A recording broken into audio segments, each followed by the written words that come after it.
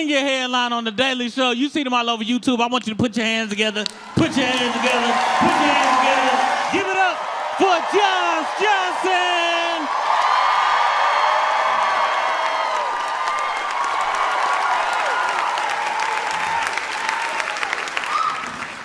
It does feel like this Epstein thing is going to go on forever.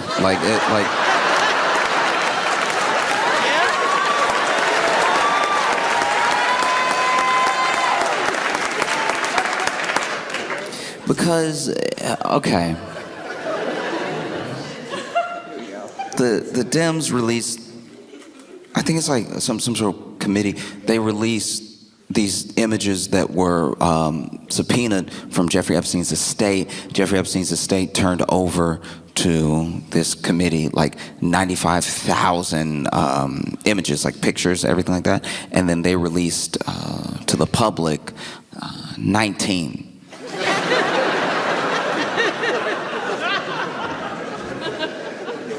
Which seems maybe only one person's working today or something. Like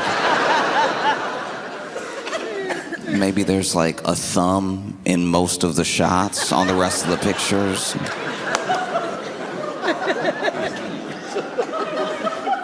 This is crazy. 19 out of 95,000. Apparently, I still want that to be like a fake number. Do you know what I mean? I saw 95,000, I was like, somebody hit an extra zero. There's no way. There's no way. And then the 19 pictures are... The thing about the pictures, right, is that on their own, only some of them are like damning and weird and crazy. A lot of them are just pictures of people hanging out. It's just who is hanging out. Do you know what I mean? It's like a picture of Jeffrey Epstein and like Steve Bannon, you know? Steve Bannon back when he was actually like working in the White House and everything, like working for Trump when he wasn't just... Steve Bannon...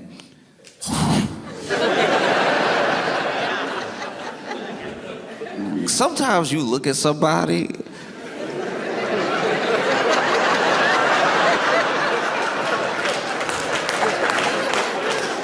Steve Bannon a tough one, because sometimes you look at somebody and you're like, oof, maybe they gotta be racist. Like, I don't know. If I look like that, I'd probably hate everybody too. I'd probably, look, I'm not condoning racism. I'm just saying, like, look, no one else looks like that. So of course he's gonna hate everybody that doesn't look like that. He gotta look like that. That's hard to live with. That man. Steve Bannon hate everybody. He looked like he would hate everybody. You know, like there's some. I'm not saying that every like racist person is ugly on the outside. I'm just saying that like when you look at him and if somebody told you he was like a deep like a super racist, you'd be like, yeah, I'll let the racists have that one. Like that's not getting in my feelings at all. That is, imagine somebody hates you and like really hate like a lot of hate in their heart, and they would love like a sort of dystopian future where you and everybody like you is living a terrible life just because they have so much hate in their heart. And you see them though, like on paper that's very upsetting, but when you see them, let's say you see this person and then you're like, oh. Do you know what I mean? Like Steve Bannon looked like white Thanos. Like he was crazy. When I found out about this dude, I was like, is this dude? I didn't want to assume he was racist, and then he said some kind of racist. I was like, yeah, there it is. Because the thing about when you're racist, it's like people have to feel less bad about not wanting to be around you anyway. And I will say this: look, this is just me. I'm not telling anybody else how to feel. This is just me. Even if Steve Bannon was not racist at all, I would still be like, ugh. And that's on me. That is on me. That is me. You know what I mean? Like, sometimes you judge a book by its cover and you're right because the book is, like, made of skin. Like, remember the book from Hocus Pocus? Steve Bannon made of the same leather binding as the... Why he always look wet? This man... You know what I mean? He looked like if Sweat woke up and started walking and talking and being racist. Like, it's just... Man. You look at Steve Bannon and you're like, no wonder the Klan wore sheets. Like, there's people that you see sometimes and you're just like, woof, wooga, booga, ooga. And Steve, I said all that to say Steve Bannon is in pictures with Jeffrey Epstein. It's like, that's also not good. Because it's not like you could convince anyone you were anyone else. Do you know what I mean? There are people in the Trump administration that look like other people. Yeah. You know what I mean? Yeah. Like Sean Duffy to me looks like every coach I've ever seen. Every like youth sports coach, I'm just like, yeah, maybe. If you told me he was like Secretary of Transportation or like the head coach of the youth volleyball league, I'd be like, both of those track for me. So if Sean Duffy was in a picture, you'd be like, is that Sean Duffy? Because that could be somebody else. But nobody else looked like Steve Bannon. So as soon as I saw Steve Bannon, I was like, oh, Steve Bannon. Jeffrey Epstein let Steve Bannon get real close to him. I mean, I knew he was a freak. I didn't know, wow.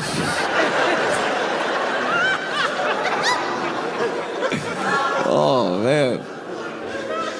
And then you see like Jeffrey Epstein with plenty of other people. You see pictures from the island and stuff like that. You see Jeffrey Epstein in pictures with Woody Allen.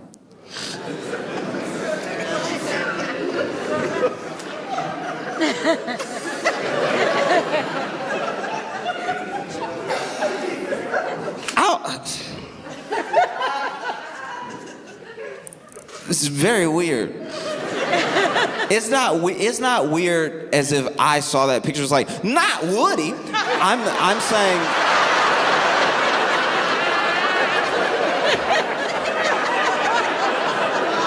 I'm saying it's weird in that you see Woody Allen by himself, and maybe you're already like, ugh. And then you see how people fight it. We know everything with Woody Allen. We don't even need a rehash. We know. And then you see this, and you're like, I know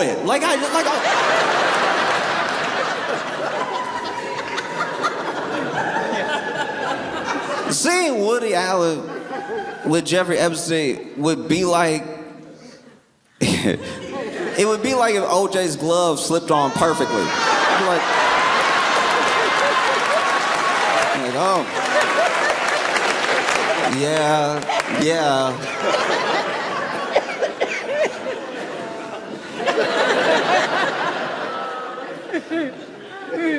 Woody Allen. I forget about Woody Allen all the time.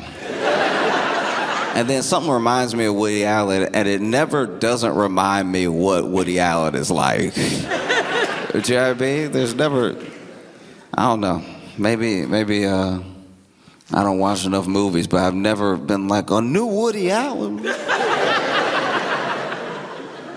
Like, no, the thing with the daughter, and it's top of mind. You know? Woody Allen.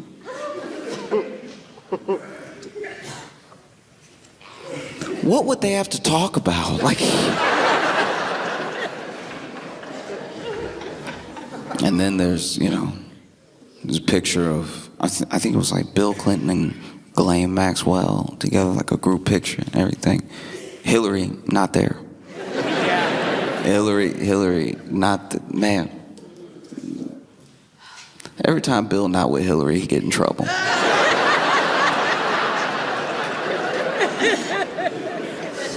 You know Hillary must stay mad as hell at home. Oh, yeah. See all these people.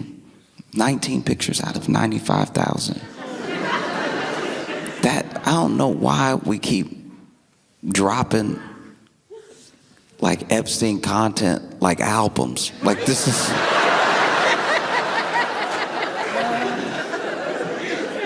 Oof. No, this is bad. I don't even know what to do with this. Do you know what I mean? Because it's like, you see a picture of Trump and all the people whose faces they're like blacking out and everything. And you're like, okay, what's that? What is that? That never looks good. That never looks good. If I take a picture with some people and they blacked out everybody's face but mine,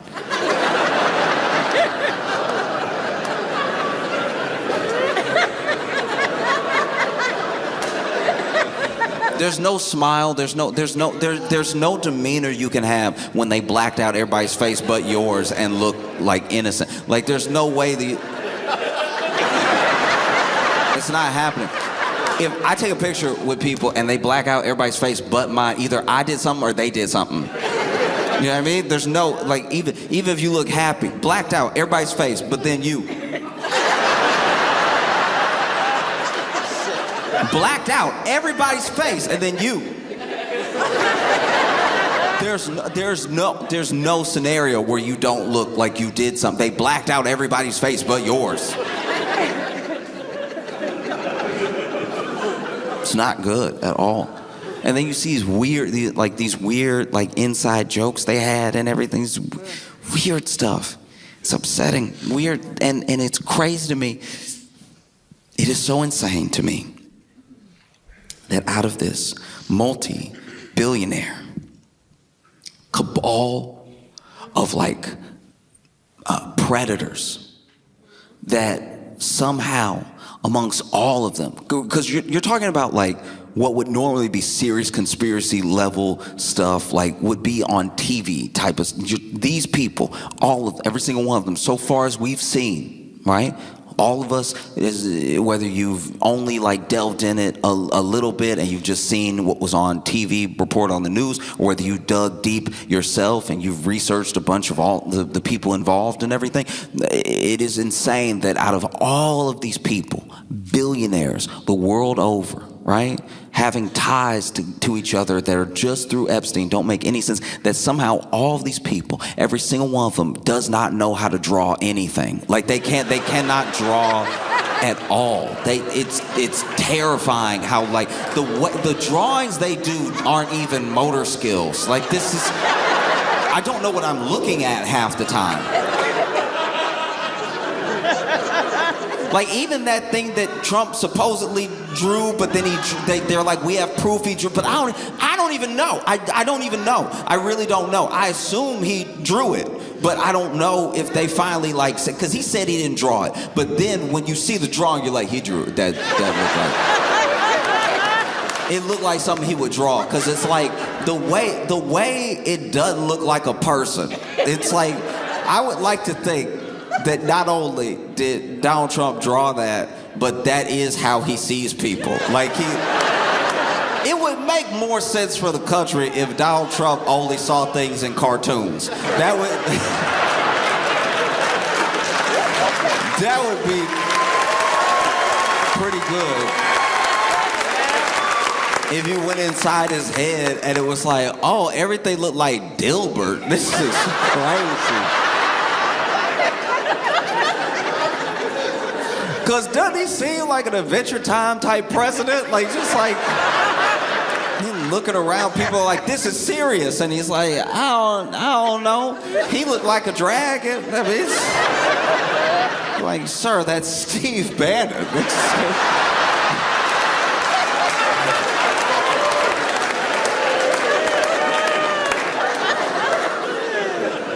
Steve Bannon, multiple pictures with Jeffrey Epstein hanging out. Man, what could they have to talk about? Yeah, I mean, what, like, oof. Oof. Do you ever wonder if Steve Bannon tried? If he tried to, like, nah, I gotta do something, I gotta clean myself up. Let me do like a chemical peel or something. Like, let me do something. I don't know. Like, I don't know if you just look like that off the rip. Like, I think something happened. There's gotta be an origin story at play. You can't just, you know what I mean? Like, I feel like Steve Bannon got the same background as Splinter from Ninja Turtles. Like, probably, like, it would make sense if Steve Bannon was like living in a sewer and then he came across these turtles, right? And these turtles, he started taking care of the turtles. He thought about eating them, but then he was like, nah, I'll take care of them, everything. And then there's like this toxic waste that they were all exposed to, and he put the turtles in it because he was like, I lived. And so then the turtles got like a special, you know, physical intelligence for martial arts, and he went off and joined the White House staff. You know what I mean? Like, I don't know. He just doesn't look like I've seen Steve Bannon say like dog whistle racist things and been like, bro, you don't need the dog whistle. Like, this one's all you. Like this. Steve Bannon is what you imagine when you imagine like a deeply, you know, racist person. You know what I mean? Like, it's like you look at it and you're like, oh. You know? I would rather it be that way. No, it's just convenient that his entire shape aligns with his views. Like, it's just... Steve, if you really have never seen Steve Bannon, he looked like, you know a Sphinx? He looked like... he looked like the head of a frog and the body of a wildebeest and the legs of a chicken and the hands of like a mole rat. You know what I mean? I feel like I don't know, Steve Bannon just seemed like he bite ice cream. You know those people? You know those people who can't even enjoy a treat without being a psycho? You know what I'm talking about? Like, Steve Bannon looked like he bite an ice cream cone in the face. Like, he just attack it.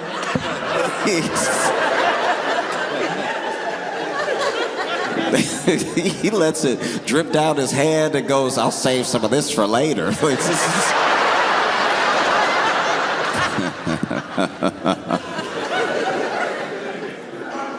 It is crazy how you will be doing your best to get your life together as best as you can. And it is unfair that anybody can make you their emergency contact.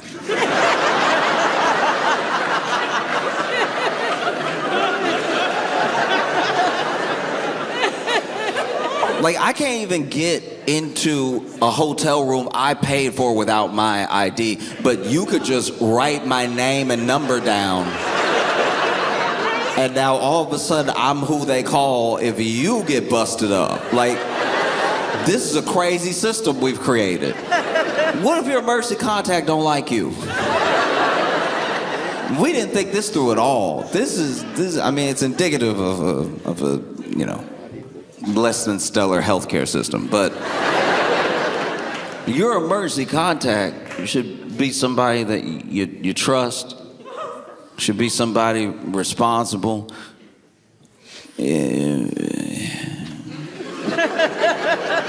It should be somebody who knows their emergency contact, you know what I mean? Like, you gotta make somebody your emergency contact the way you make somebody a godparent. They need to know. Because you could do that too. You could also just make somebody you know a godparent and not tell them. And then people will hit them up and be like, hey, so they said if anything ever happened to them, you have a kid now. And when you say what, they're like, they said you'd say that.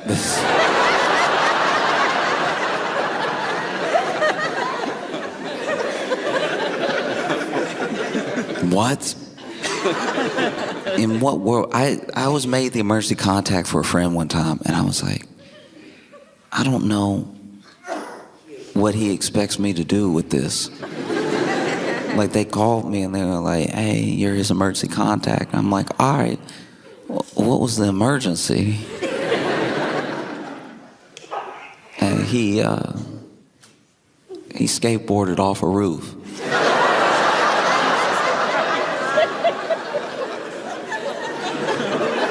No, I had the same reaction. Not only did I have the same reaction, he looked at me crazy like, I thought I could land it. No, my mistake. I forgot. The world is Tony Hawk Pro Skater 9. That was crazy though. I thought I could land it. And so I made them call you on a Saturday. That's the other thing too. You can make your emergency contact somebody so that the person who should really be your emergency contact doesn't find out. You know what I mean? Made me the emergency contact because he knew if he made his parents the emergency contact, he'd hear an earful about skateboarding off a roof. But the crazy thing about making me the emergency contact versus his parents is that his parents still live in the state he's in. I moved away years ago. This is just...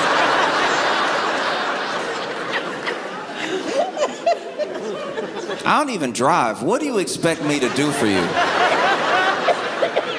Do you know what I mean? Like, you would be better off just telling me to put you on the prayer list or something. Because even the person that called me, even like the receptionist that called me, I was like, so am I supposed to do something? And they were like, no, not really. We're sort of letting you know.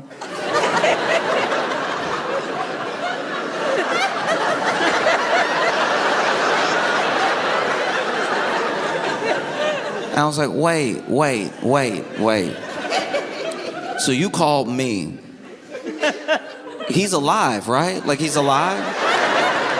And like, yeah, I mean, probably gonna be discharged in a couple days. I was like, oh, okay. Is anything broken? I'm like, yeah, his leg. I was like, oh, okay, so not his hands or his mouth.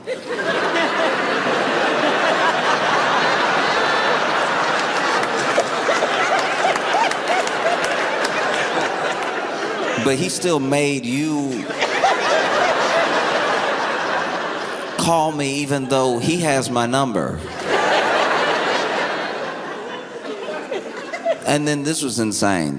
I'm on the phone with this person at the hospital, right? I said what I just said. I said what I said to her, what I just said to you. And then she went, oh yeah.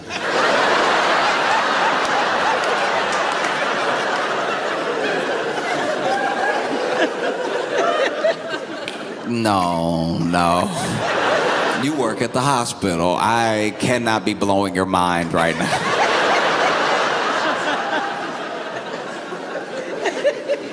That is terrible. It's so frustrating too. You know, he got a big bill for it. He got a big bill for breaking his leg, skateboarding off the roof. And it's not like they charge you extra for it being stupid.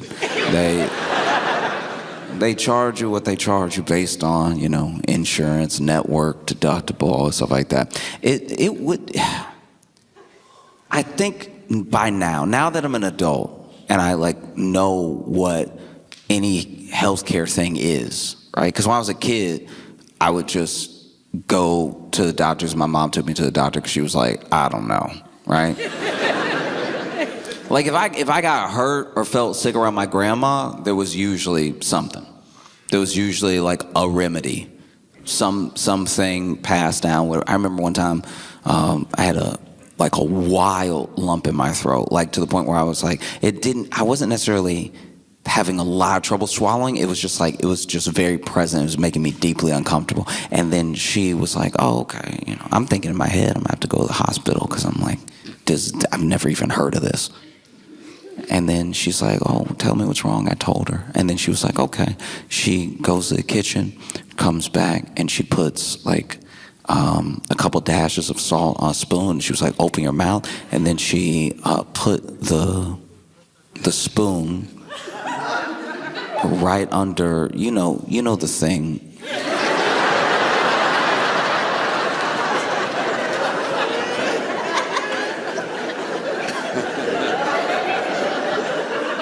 And so she put it on there, and I was like,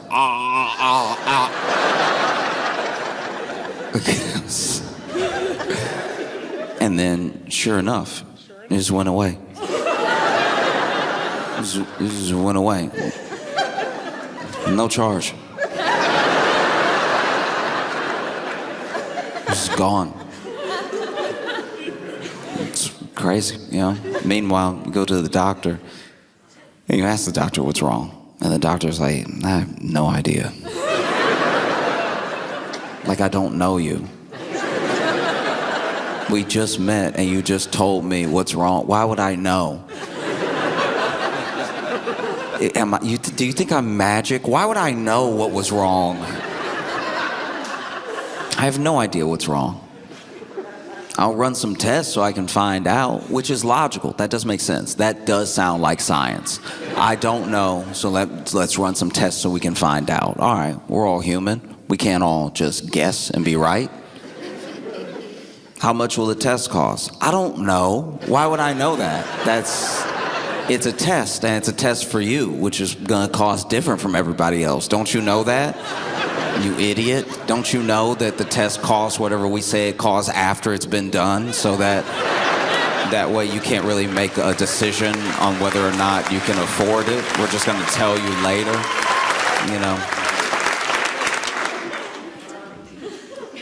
Like, I don't know, a hospital charged you the way a loan shark lends you money. It's like, because you get the bill and you're like, all right, I was there. So I remember you barely helping.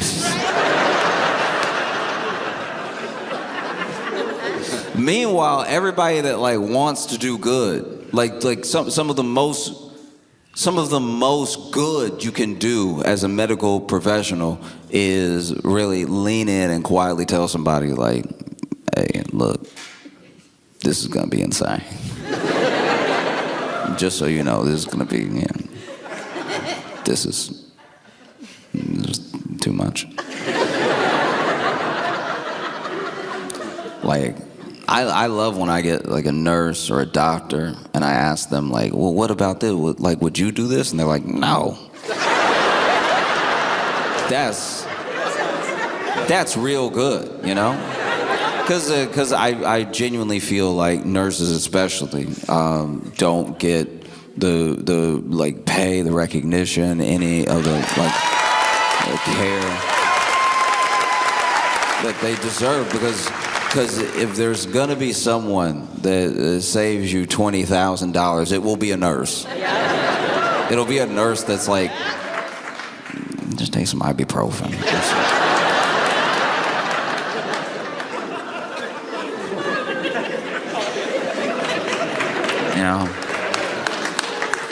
Or sometimes you end up in a bad situation because you get charged this insane amount in this incredibly frustrating way, whether you got good care or not. That's devastating. Imagine you have to pay all this money, still don't even know what's wrong. It's crazy. Because then I've been in situations where I was at the doctor and I was like, this is bad. I can tell this is bad.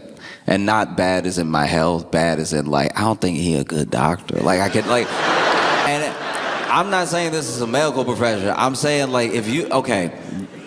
some of it's presentation. If you're a doctor if you're a doctor, I don't want to hear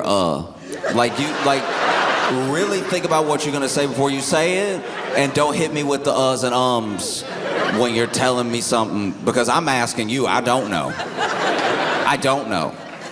So if you're like, it might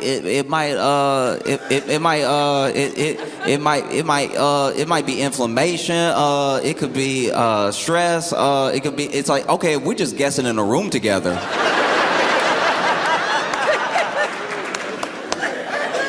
If we just guessing in a room together, then I can go ahead and go, because I'm gonna get charged like you said what it was. No, it's crazy. It does not have to be like this. It doesn't have to be like this at all. And you know, because you go to any other country and it's different.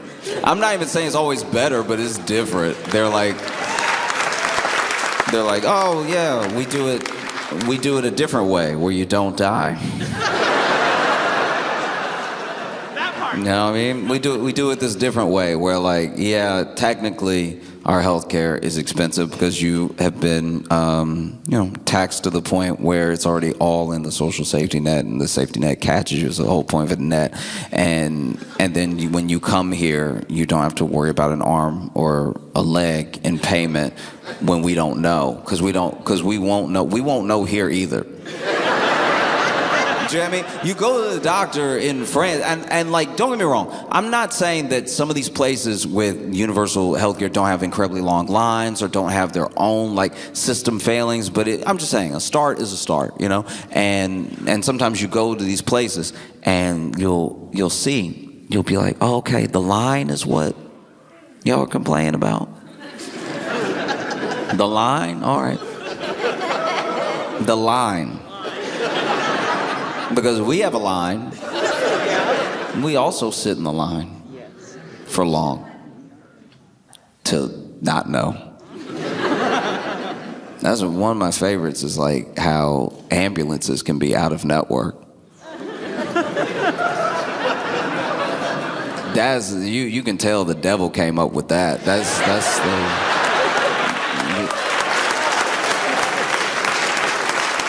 And look, I'm not saying I know everything about this. I'm just saying this is my understanding. I hope I'm wrong. I love being wrong. It's usually a better world when I'm wrong. I love being wrong, but from what I understand, there are like ambulances that are not covered that will then take you to hospitals that are out of network, which just makes the whole thing more expensive. It becomes like a $9,000 Uber ride to the hospital. And I don't know, I feel like it's tough. It's tough because it's like, how are you gonna tell them? Like, let's say you hurt yourself. Let's say you get hurt and maybe you're even like knocked out or something. So then somebody calls an ambulance. It's scary. You don't want just to witness somebody dying right in front of you. So you call an ambulance. The ambulance comes and picks this person up, takes them to the closest hospital and everything. And you were unconscious. So you couldn't tell them, I'm not getting in the ambulance. I'll walk. I will walk and die before I get in there. Because then every time the wheel turned, that's like $200. And then you got the nerve to try parallel park at the hospital. Get some extra turns in, no. But you couldn't do that. You couldn't protest that you didn't want to get in this ambulance, that you didn't want to go to this hospital, it's out of network. Maybe you even knew that, right? And you couldn't stop it from happening because you were knocked out because you skateboarded off a roof like an idiot.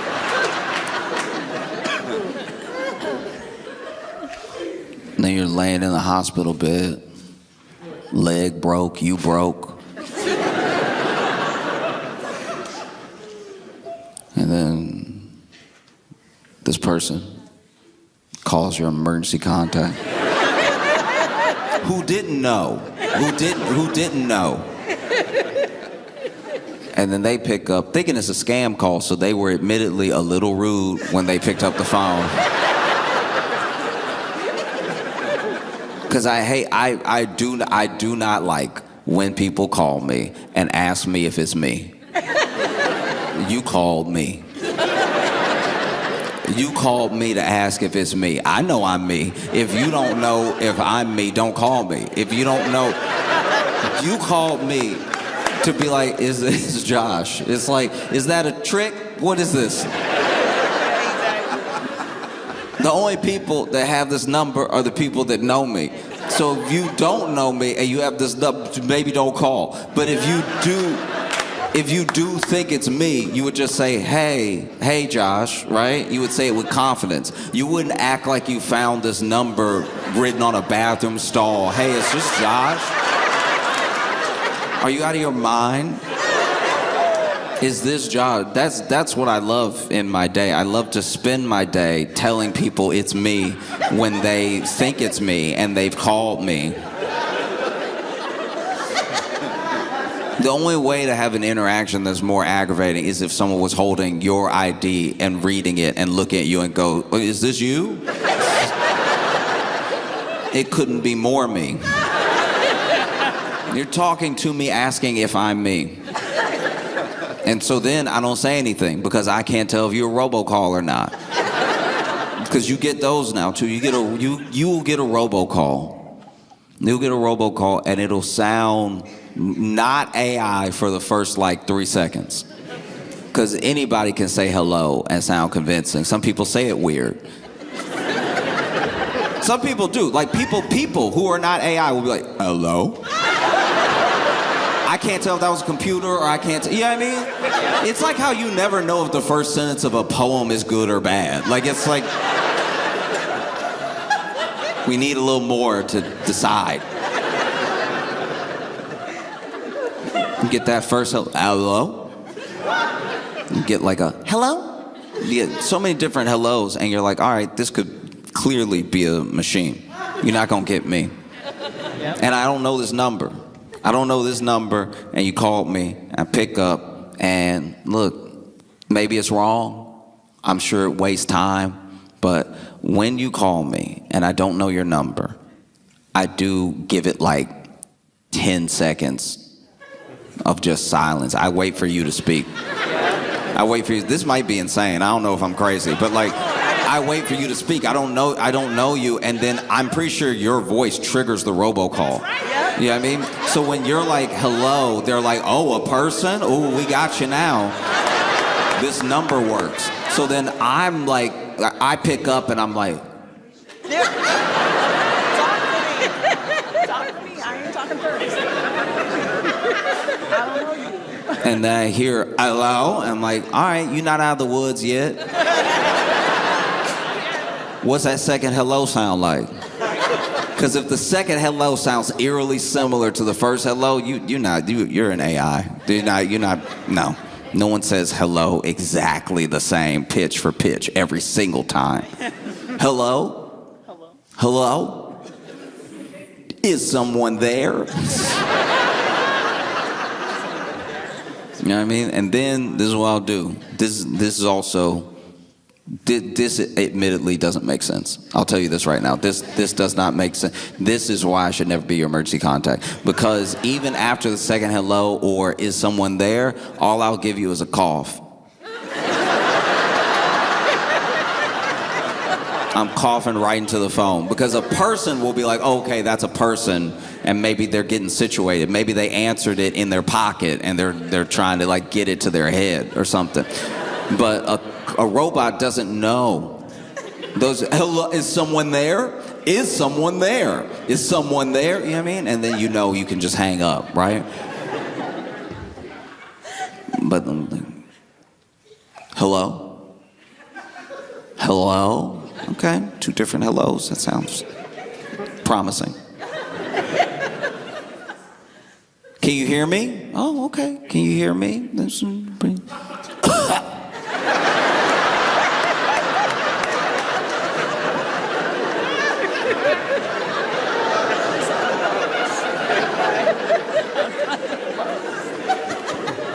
You all right? Oh, okay. All right. Okay.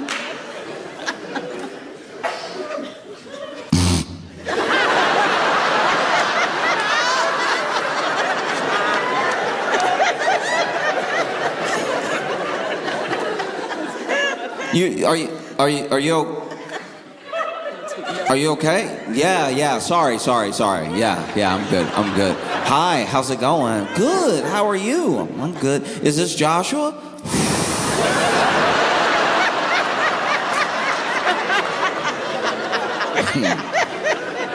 I know you don't know me, but you're already trying my patience. Who is this? Because tell me who you are. Don't ask me who I am. This is my phone and I'm already in it. Like, I'm already in my phone. You're a visitor in my phone asking if... Imagine somebody came into your house. They walked inside and they were like, are you? You'd be like, I have to shoot you now. I have to, like... Tell me who you are. If you broke into my phone, tell me who you are. Is this Josh? Yeah. It's Josh. Oh, okay. We're calling from blah blah medical, and you were listed as the emergency contact for your friend. And I'm like, oh, okay, that's interesting. That's interesting because I didn't know that I was his emergency contact. That's wild. You can just do that to anybody that you want. It's crazy. You can make someone your emergency contact while owing them $200. And that's wild. That's wild because when I need to emergency contact him for my money, there's no answer. That's crazy. That's crazy. You know, when I have an emergency of funds from the funds I don't have from the $200 I lent him, somehow, wow, can't get a hold of him. Line isn't working. But when what did he do? He skateboard for a roof. Huh, okay. Probably bought that skateboard with the $200.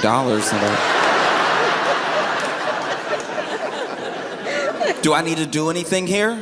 Is there anything I'm supposed to do? Like, am I getting charged for this call or anything?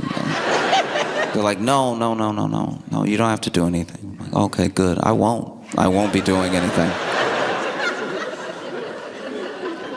Because I just want you to know something about your patient, that he is a coward, all right? Because he has my number, but he knows that if he calls me, I'll ask him why the last text message I sent him about the $200 was left on red. And so he had you call me, like I would forget. Why don't you call his parents? They live in the state. They could come pick him up or anything. And then I don't know what's like protocol or anything. I feel like because I do my best in real time to have like a real interaction with a person, like people are so used to pleasantries on the phone, especially like in a professional setting, like nurses, doctors, everything like that. I think that because of my general demeanor, or maybe the fact that I seem like I could hang up at any moment, or maybe she was as sick of my friend as I am. I don't even think she was supposed to tell me this, but she was like, oh yeah, because I asked, well, why don't you call his parents? I can give you their number. They're not even my emergency contact, and I can give you their number. They would be more interested in this whole ordeal. You know what I mean? And then she tells me, she's like, no, they're here. It was their roof that he skateboarded off of.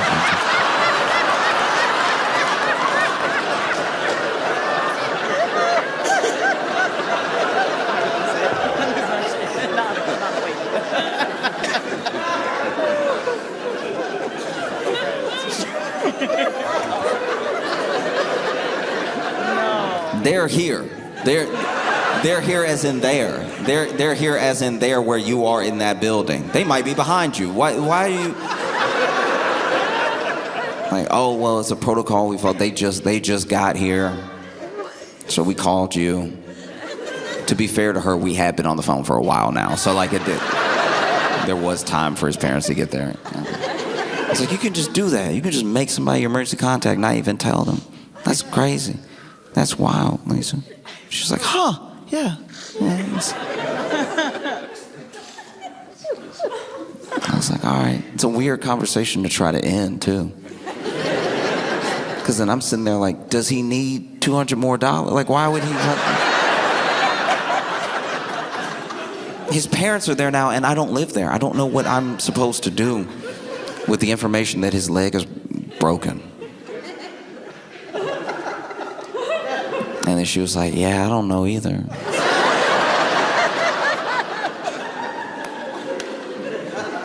And I told her, I was like, I hope you have a good day.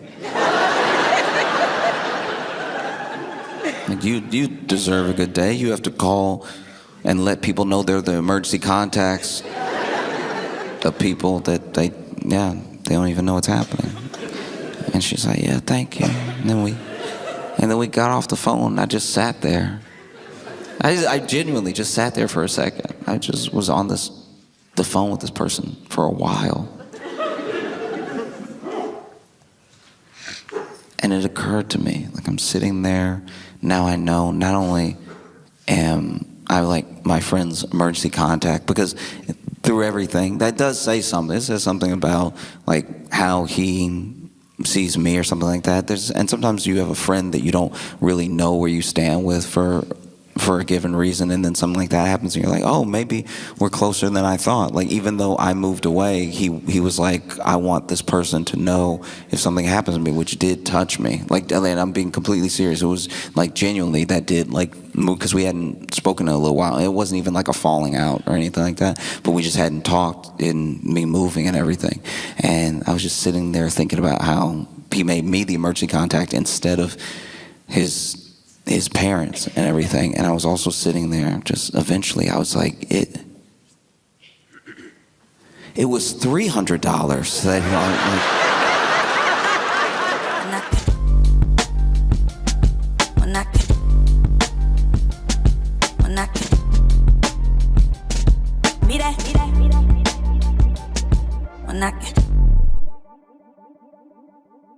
Give it up for Josh Johnson!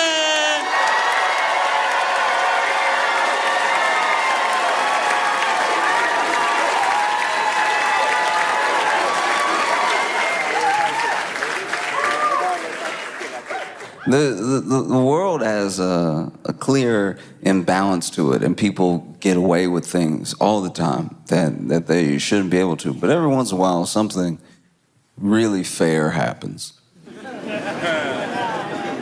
Yeah, I mean, something happens that's so fair that you're like, even though a person took it into their own hands to make it happen, you're like, you know what, this makes up for a little bit. Like, I'll give you an example. Okay, so my buddy is a wedding photographer. He's been a wedding photographer for like 17 or 18 years, maybe even 20. And so he's done weddings, for most of his adult life. He got in photography as a kid, and now that's like his prime means of income. And so he was doing this wedding, and everything's going good. Everybody dancing, having a good time, like get that slide. The toast, everybody's toasting, I've always loved you. Good conversation, eating good food.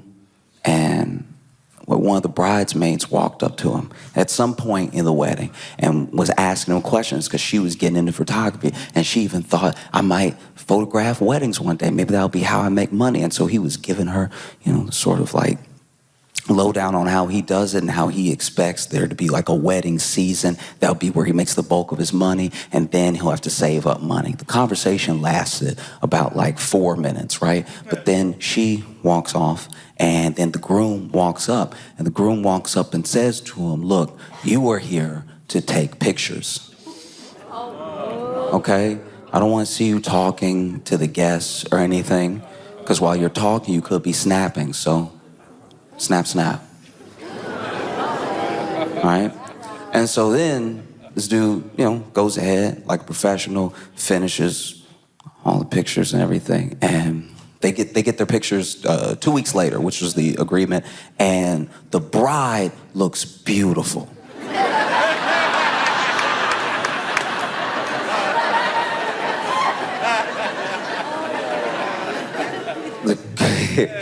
The groom, everybody was dancing, but somehow he caught the groom just...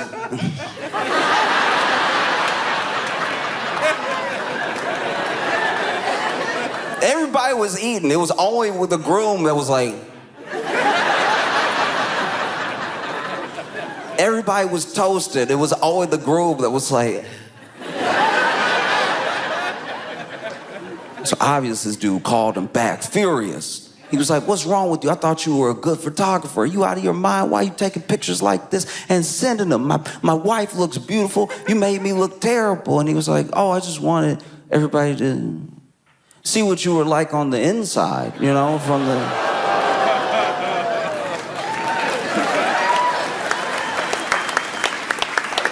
And so when I saw those Vanity Fair pictures,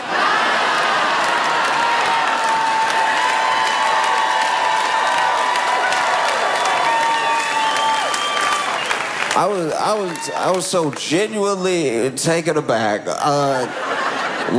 So in case you haven't seen them, wow, spectacular. Jeez.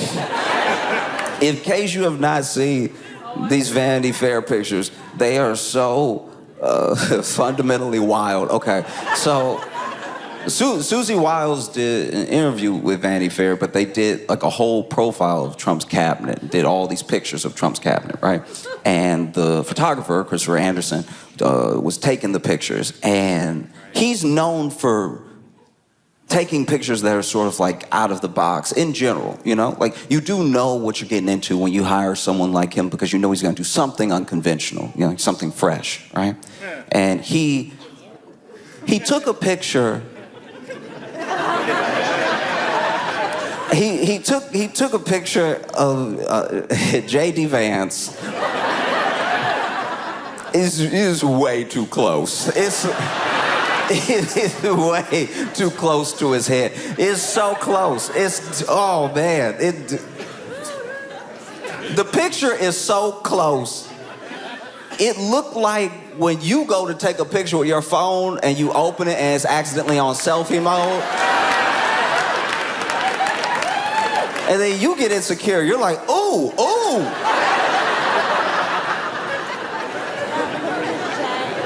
Oh, is that what people see when they see me?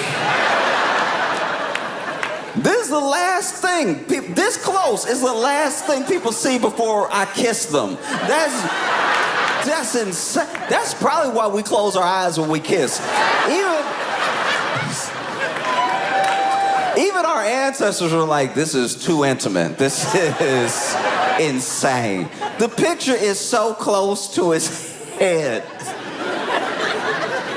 It is so close to his face. I shouldn't even say head. His head not in it. It is so locked in on his face. It's not, I can't even call it face. His whole face wasn't in it.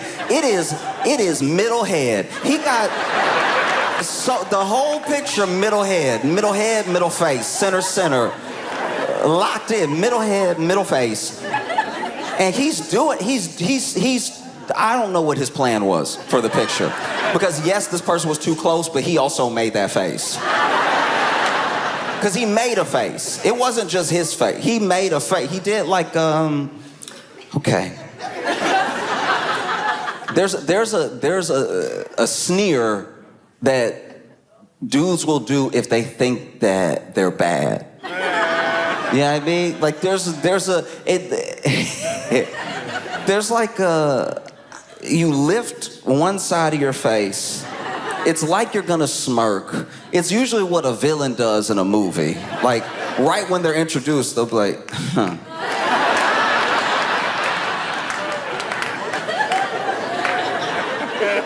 Now, he did overdo it. He did overshoot the sneer, so it's very much like, oh.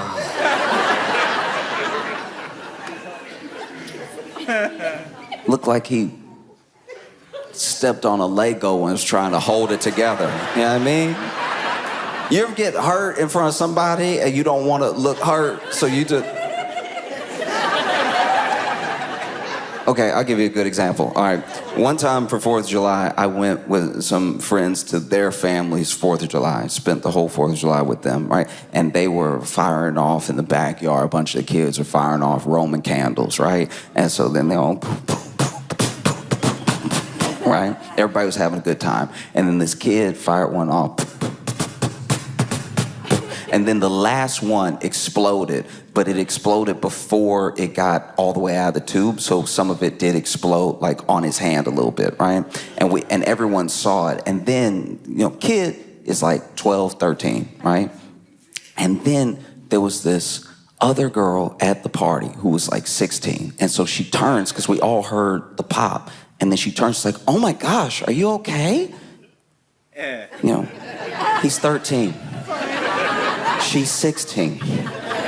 She's an older woman. She just saw something horrific happen and asked him if he's okay. And he went...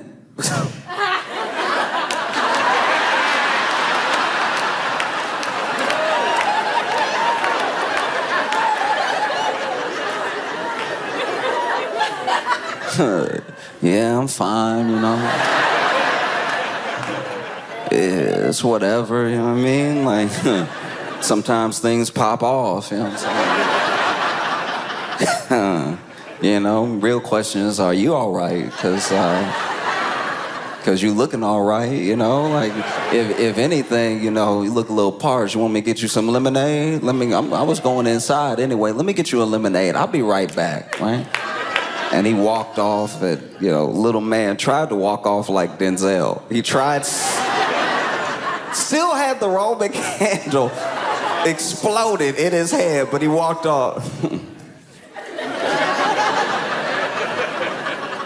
Gets inside. They had like a sliding glass door to their backyard, so he gets inside, slides the door back, turns around and goes, Dad!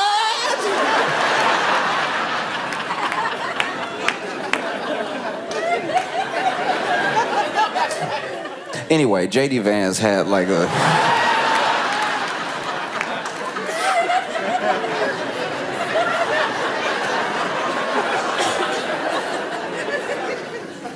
Crazy. That's a crazy face to even think is cool. Because you usually make it when bad stuff is happening. One time...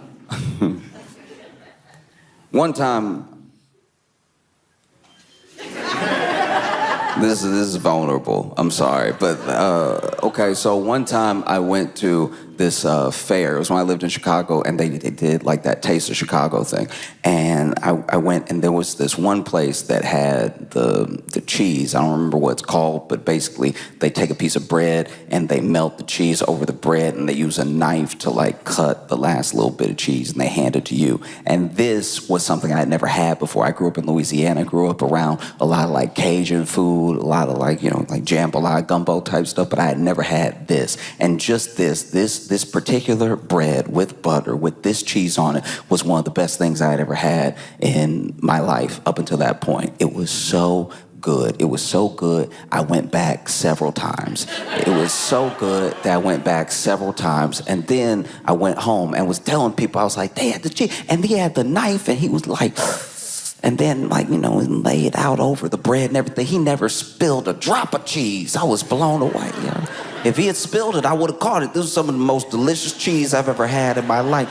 I didn't know a person could eat this much cheese. I ate it like soup. This was the most cheese I've ever eaten. I usually have cheese if it's like a little single slice on a burger or something like that. This cheese, I could eat all day, which I did, right?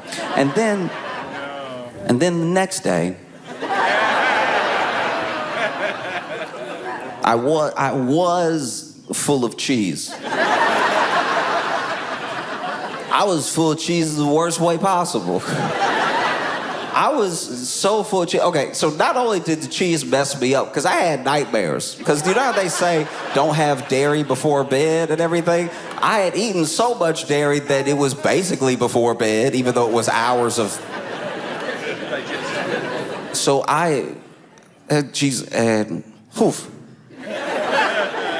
still remember the dreams, you know? I still remember, it was like two of my bullies from high school and a boss that, this was also what is crazy. This is why I haven't touched that cheese since, because I think it made me see the future. Because it was like two of my bullies from high school and a mean boss that I didn't have yet. I wouldn't have this boss for another year in real life. Like, when I saw him, when I was introduced to him, I was like, oh, because he was from my dream. This cheese took me to another dimension that night. No, so then it was these two bullies. Then this man over here, right? Hadn't met him yet, but they were all standing around me, and they were like, what do you even, like, you're not special. And then I woke up, it had been hours. That was the only thing that happened in the dream. I saw three of them, and they were like, you're not special, and it had been 6 hours. So I don't know if it took them 6 hours to say that in the real world, or if they said it, and then I just didn't register anything else for 6 hours. But when I woke up, I was sweating. I was sweating so much, and I was sweating cheese. I was sweating pure cheese. I smelled like my chango had a car accident with Brie, and turned around in the bed, I was sweating pools of cheese. I sat up, felt like I had a rock in me. Stomach felt heavy and everything. I was like, that was too much cheese. It was too much cheese. I knew it was too much cheese because they almost didn't serve me the last one. The last one they didn't want to give me, but a sale is a sale, you know what I mean? You know? And so then, you know, sweating. I was looking in the mirror. I looked terrible. Just pouring sweat. Looking in my own eyes in the mirror. And then sat down on the toilet and nothing happened. Nothing happened. And not for lack of trying. I even made the face. I was like,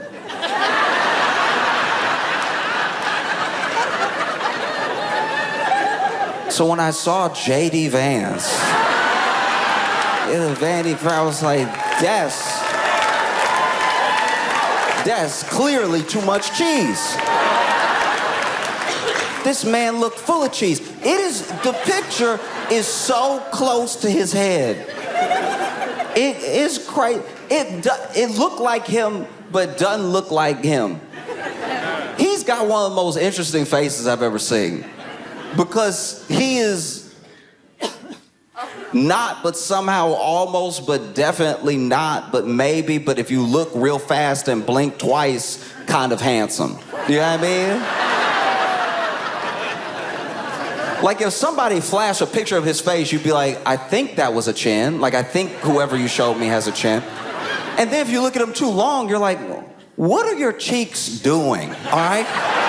What is their function? Are they out or are they in? I can't tell what is happening under that beard. Even his eyes, I'm like, is that eyeliner? Is it eyeliner, or does he just have like a smoky eye naturally? Is that what evil does to a person? You know what I mean? Does he look like...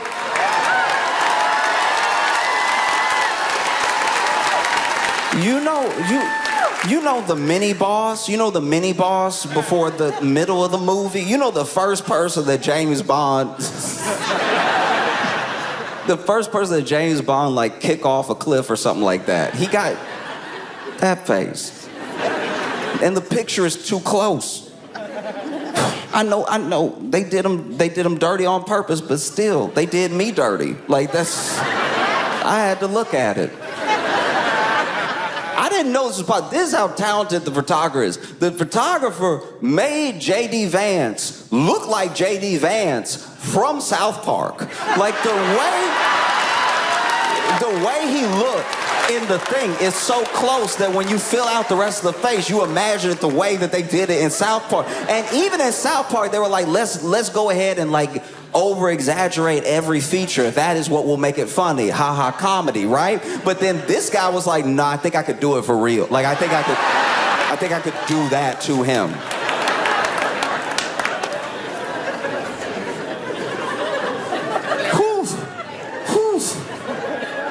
I don't know. If I had a picture of me like that, I think I'd have to start anew. New life, new face. That is crazy. And then they didn't just do the close-ups, you know. Christopher didn't just do the close-ups. He did a bunch of other photos. Took another photo of J.D. Vance. This one was full body, all right? But this one was also hilarious because he zoomed out too far. Like this... J.D. Vance was over here. He probably told him to stand against the wall and give some sort of power pose. So then he's over here, got like, I think he's holding his ring or something like that, trying to give like a sort of House of Cards look. Like. Meanwhile, he doesn't know. The camera zoomed out enough that it's not just him at the wall, it's the floor. It's like a part of another room. I don't know what that is. I'm not acting like I know, I wasn't there, but I think he snuck a couch in the picture, which is also crazy work. That is a wild thing to do to somebody. To put a Wayfair-looking couch in a picture of J.D. Vance trying to sulk a little bit. It's a very romantic picture. It's crazy right here. And then, he wasn't done. Took a picture of Marco Rubio. He took a picture of Marco Rubio. He decided to make this one black and white. J.D. Vance's was color.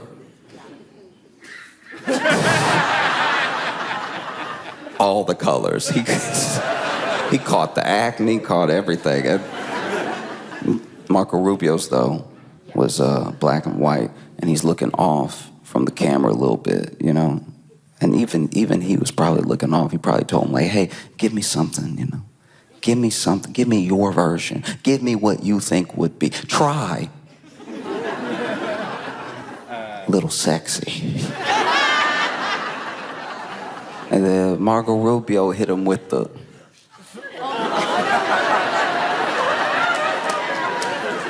But he did it so close. He took the picture so close that Marco Rubio just looks slapped. Like...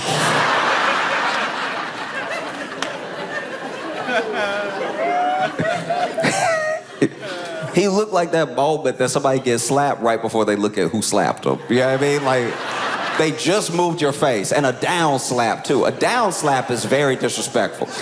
Normally, when being slapped, as someone who has been slapped, being slapped, depending on the situation, the height of the person, and their feelings about you, the slap is normally a sort of follow-through. You know what I mean? It's sort of a bow this way from right to left, you know?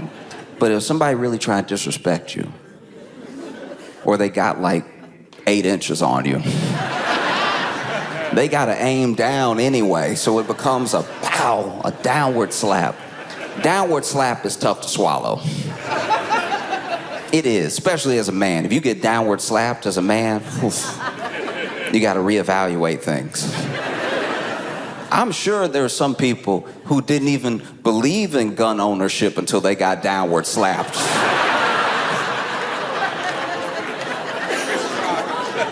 Getting downward slapped will change your life. You know, wow, right? You don't really catch up. Up is too close to an uppercut, but up would be funny. Somebody jump up, pow. Face goes, oh, look at the stars. But this, you know, Marco Rubio down like this. Look like he's sulking a little bit. Like the picture is so close to his head. it looks like it looks like you are comforting him.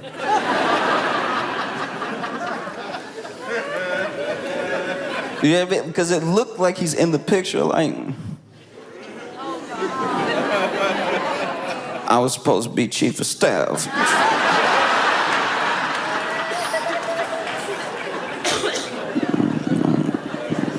He promised.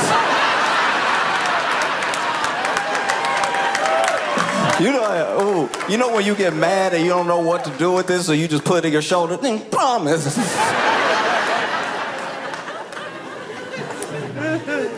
Down. Rough. That's rough work. I mean, then he took another picture of Marco Rubio. This time, it was full body. And honestly,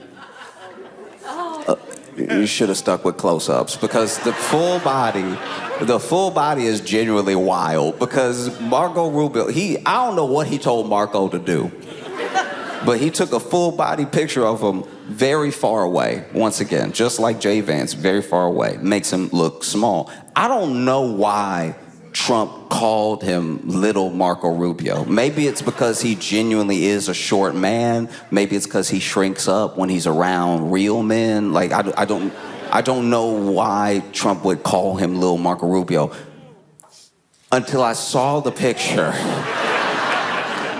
And I was like, that is crazy to put him in the picture, have him stand there. He's bent over a little bit. There's a lamp right here, and there's a doorknob on the other side because they let an open door be in the frame, and Marco Rubio fighting that doorknob for height, fighting.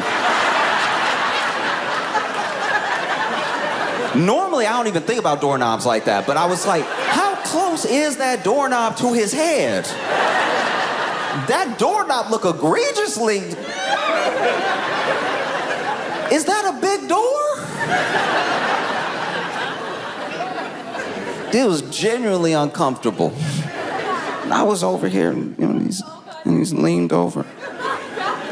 This dude leaned over at it, and it doesn't really make sense why he's leaned over. Like, it feel like maybe he told him to look longingly at the lamp or something like that. Like, I don't know. No, you already got JD with the couch, maybe Marco with the lamp. But he's standing there looking like a piece of candy fell out of his pocket. Like no. Now it's dirty.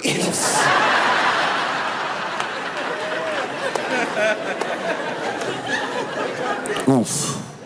Oof.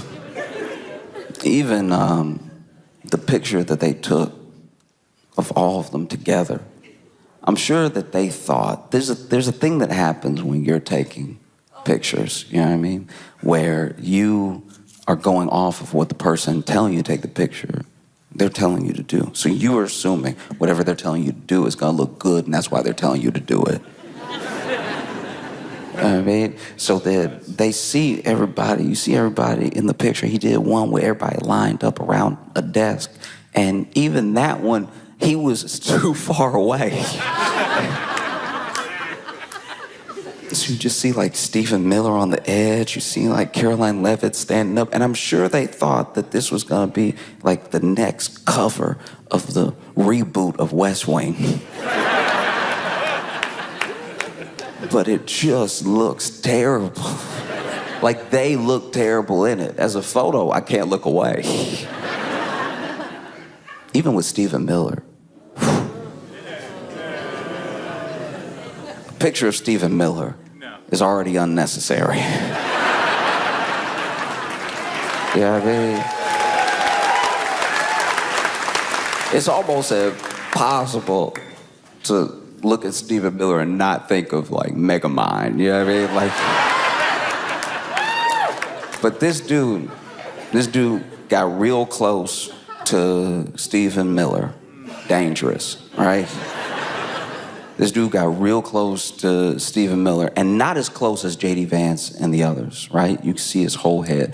And I don't know if he made him like tilt his head or if Stephen Miller just did that, but he tilts his head.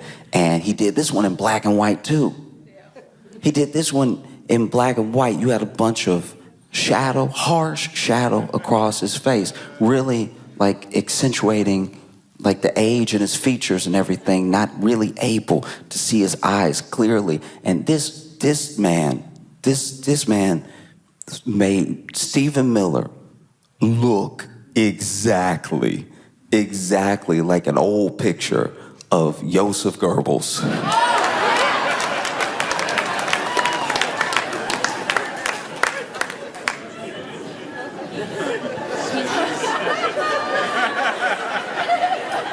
When I've heard Stephen Miller compared to Joseph Goebbels before, like that thing, that like concept is not new.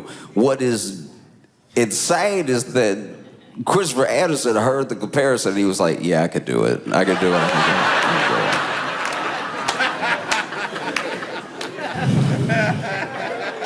Wow. Even the picture they took of Stephen Miller, like sitting on a couch, right? I think he was on a couch, may have been in a chair. He's over here, arm over, like this and everything. Probably told him, hey, sit like you're powerful.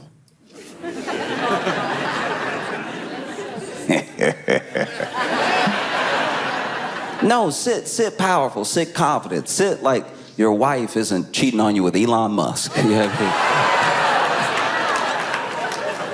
I don't know, it's what I've heard. I don't know.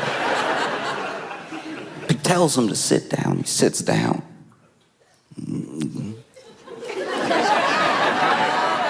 And then he's got just a little puff of stomach out here. Something that normally a photographer would crop out if they liked you.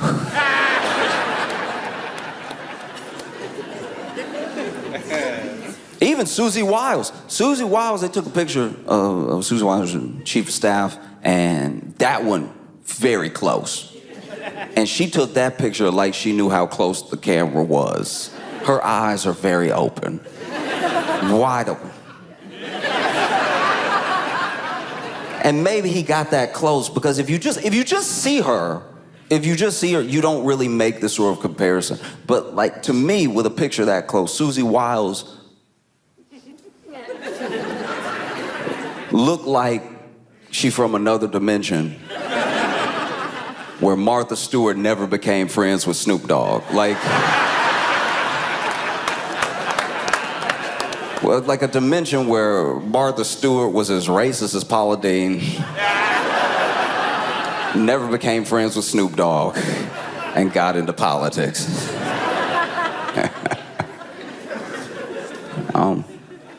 Whole thing was crazy. He even photographed one guy.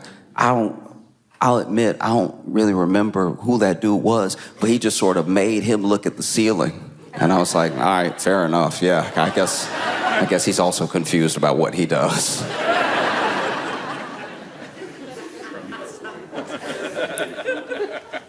And then he took a picture of Caroline Levitt.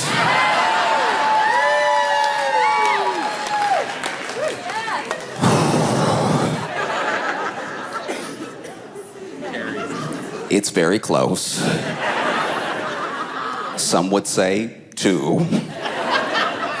And it just, wow. It's so close that when I saw it, I was genuinely shocked. And I was like, yeah, that's a statement. That's a statement. I mean, you are the like mouthpiece for the government.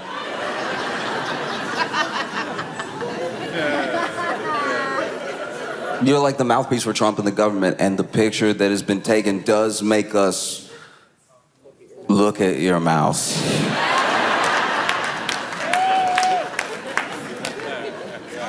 You know what I mean? Usually it's full of lies.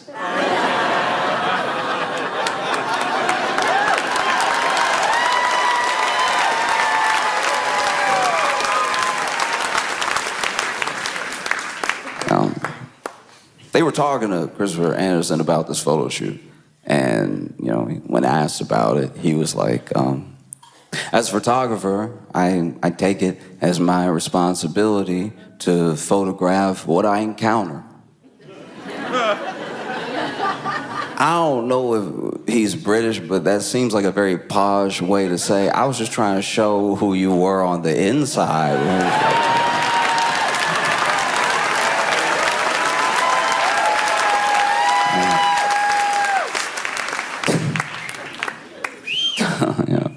It is funny, though, because that Vanity Fair article, they interviewed Susie Wiles. And as chief of staff, she has a lot of inside information. And she talked to this a reporter, Christopher Whipple, for Vanity Fair 11 times.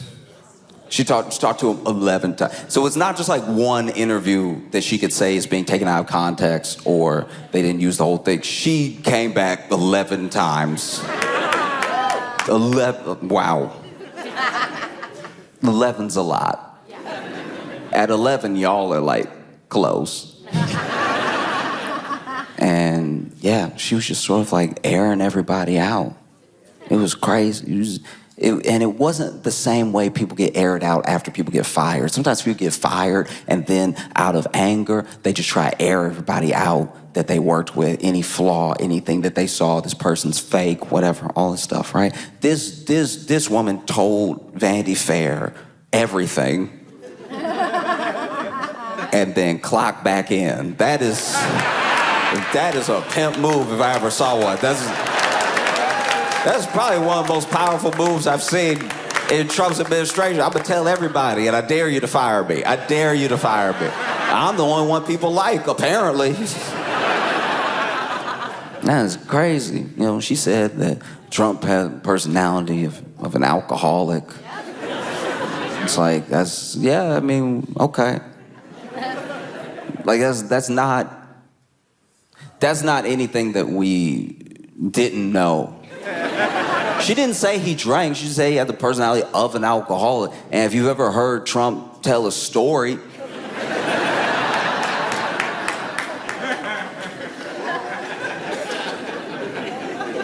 I've been to more than 1,000 barbecues where the same type of story was told by the same uncle who had to digress, who... if you told me Trump had been drunk this entire time, I would believe it. I'd be like, that all checks out now. This actually makes so much more sense if you were drunk. Like, even a rally, you'll hear him speak at a rally, and you're like, if he was drunk, it would make sense that he speaks in commas. He can never just go through one sentence. There's always a detour, Many are asking me, more people than I've ever asked anyone ever. One time I was at a party and there were a lot of people there too. I'm being asked by almost as many people as there were at that party, but also, do you know Kristen Stewart and Robert Pattinson dated? That's kind of wild. Anyway, I was being asked by someone. I have the best polling numbers in the history of numbers. And when you check the numbers, they're going to seem fake because the radical left is... Nancy Pelosi also makes a lot of money from... She also makes a lot of money from the stock market, and I don't even know if that should be allowed. She's crooked. Her and her husband. You know who else has a husband? My wife. My wife has a husband. It's me. I'm my wife's husband. And I'm the president of the United States, and I came here to tell you wanted to talk about something?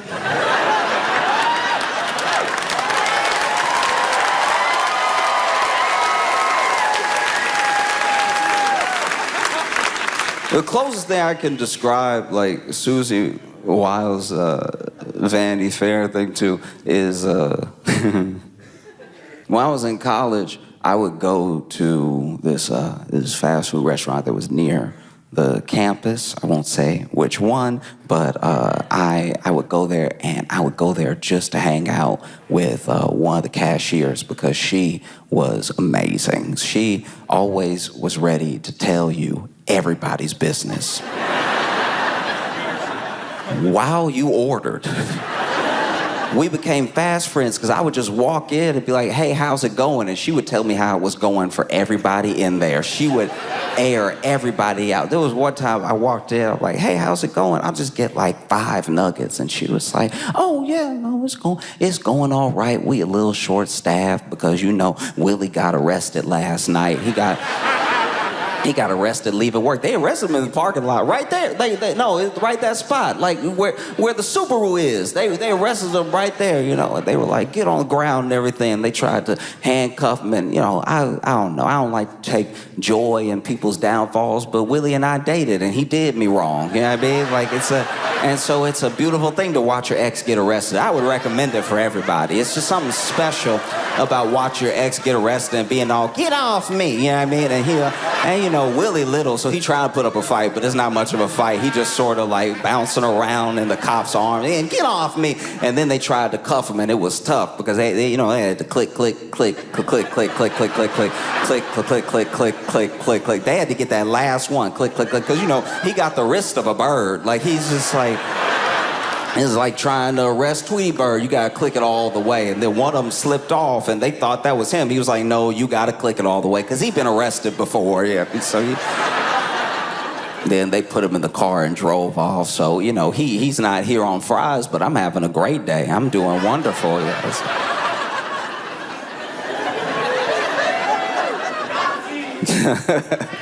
There was one time I went in there, I was like, hey, how's your day going? And she was like, you know, Trisha getting on my nerves.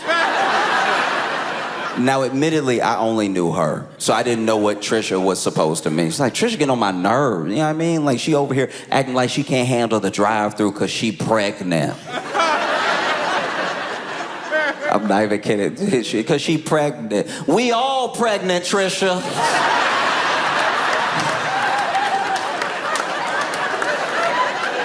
People gonna act like they can't do something because they pregnant knowing you pregnant. I'm pregnant too, Trish.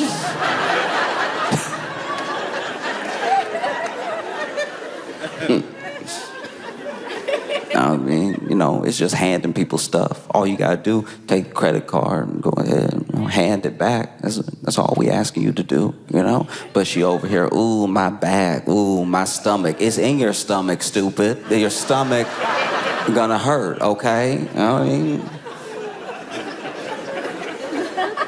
Because she want to act like she was a good employee before. She been bad, but now she just pregnant. You know what I mean? So then she... Anyway, what did you want?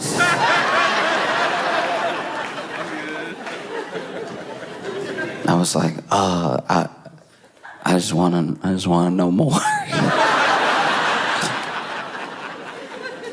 There was one time I walked in, I don't know what beef they had before I walked up, but she was walking to the counter, and she was walking to the counter and was leaning to the counter, saw me, and she was like, as she's turned it, sees me, had one more thing left that she wanted to say. She leaned towards the counter, starts getting ready to type my thing, but then she's like, stay pregnant, Trisha.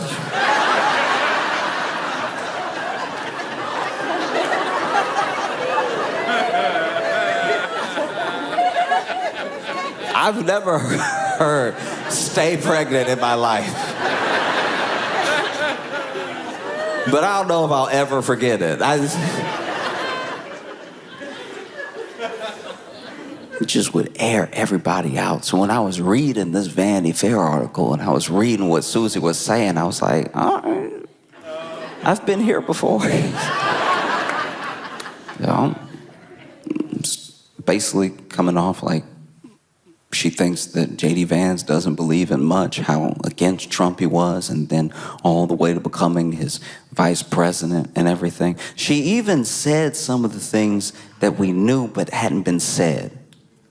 You know, like they brought up Letitia James. They talked about Venezuela, and she said what we've all sort of been knowing. You know, Letitia James. Oh, that's just sort of a retribution campaign. You know, really got nothing to do with any illegal activity. Oh, Venezuela. You know, that's really just for regime change and for oil. And like I guess she's in a place where she can be honest about stuff sometimes. She's not the one that has to go speak in front of the nation. That's Caroline Levitt. It's Caroline Levitt that has to go out there now in light of us knowing everything we know from the Vanity Fair article and then ask like, hey, so we're blowing up boats and we're claiming it's because of narco-terrorism when really it seems like we're just trying to bomb Maduro into submission so we can get some sort of regime change and also get their oil. Is this really just for oil? Is it really just attack on another country's sovereignty? And Caroline Levitt got to stand there and be like,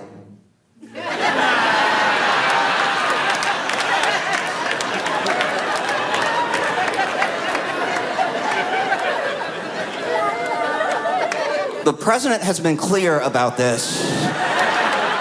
He cares about the lives of American citizens.